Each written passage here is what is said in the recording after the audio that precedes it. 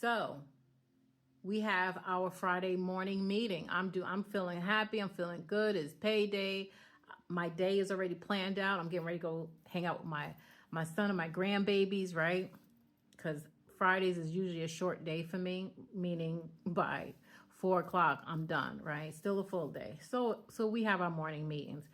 And I usually, after my morning meetings, go for my 15-minute walk. I believe it was I believe it was break or my lunch. I can't remember. It might have been my lunch because I did go for a break, came back from my walk, and it was quiet that day. The quiet from the storm. That was another red flag. It was so quiet that day.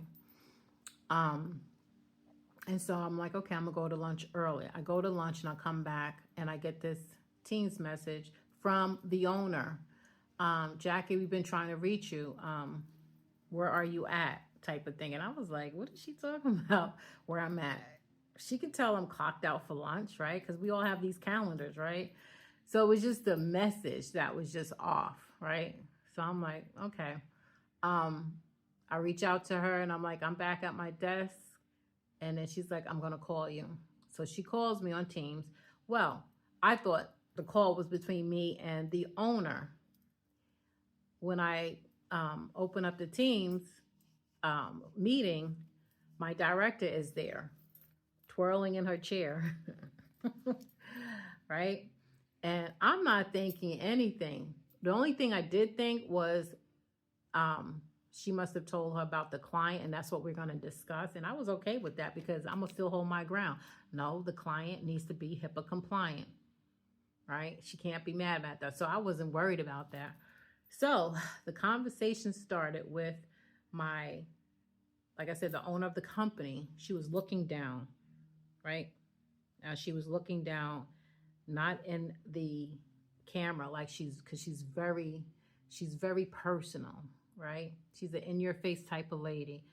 This day she was looking down and she was fumbling with her words, right? As if something was wrong, right? But she kept holding her head down. And these are the words that she said, and I'm paraphrasing a little bit, but she basically said,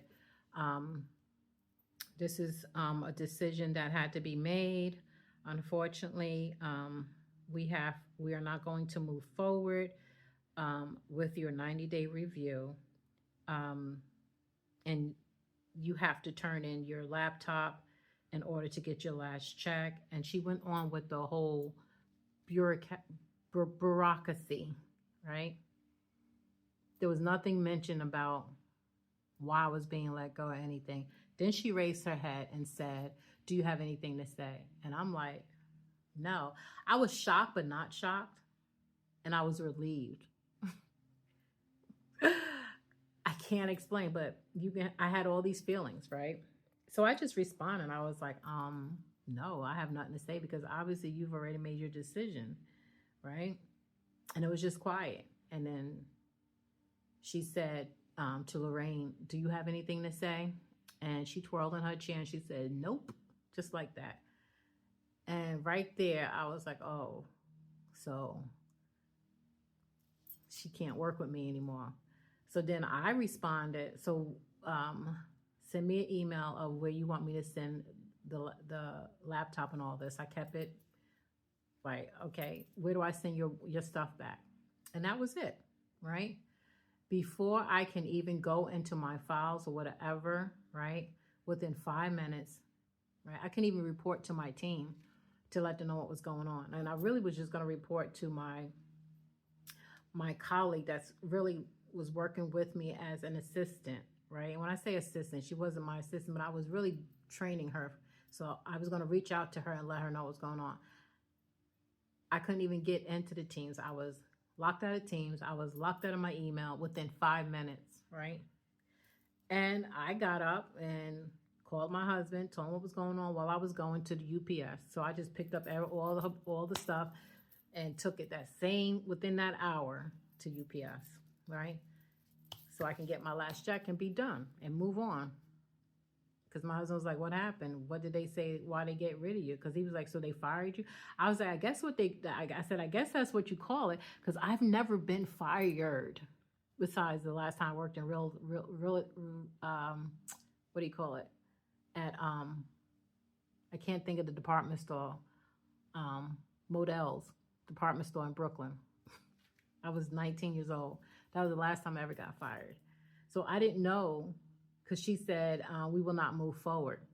I didn't know what that meant. I knew I didn't have a job, right? But I didn't know that that actually meant I got fired, because my 90 days was up in 2 days. So it was that Friday. So that Monday or Tuesday would have been my 90-day mark.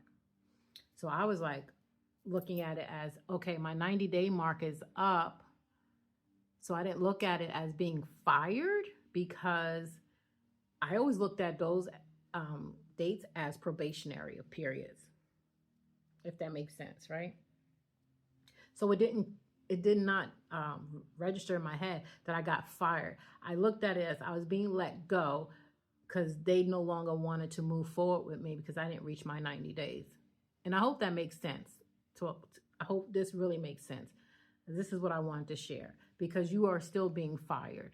Even if you haven't reached your 90 days, you are still being fired.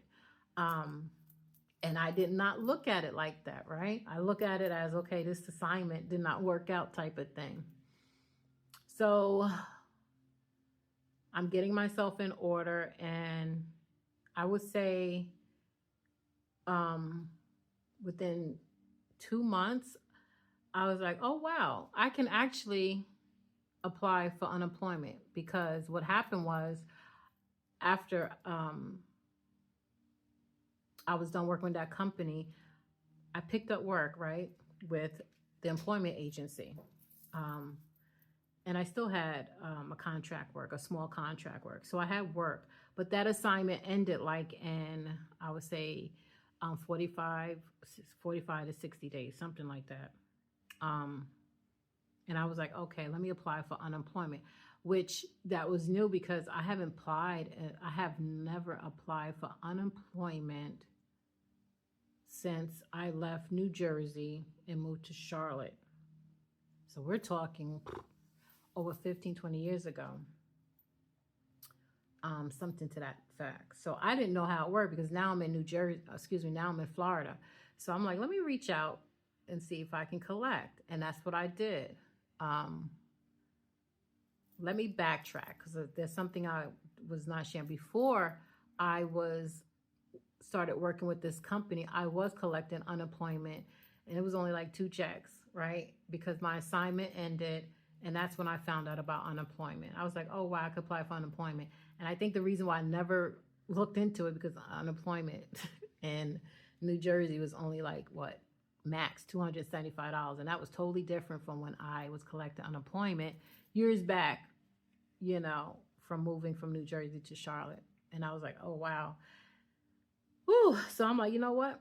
It's still food money. Let me apply. So I received the unemployment prior to that, but I stopped the unemployment when I accepted this job, right? You following me? So when this job ended, I felt like I was able to apply for unemployment again, because I still had that time period of where I could pick up my unemployment, because I had also income from the last job, right?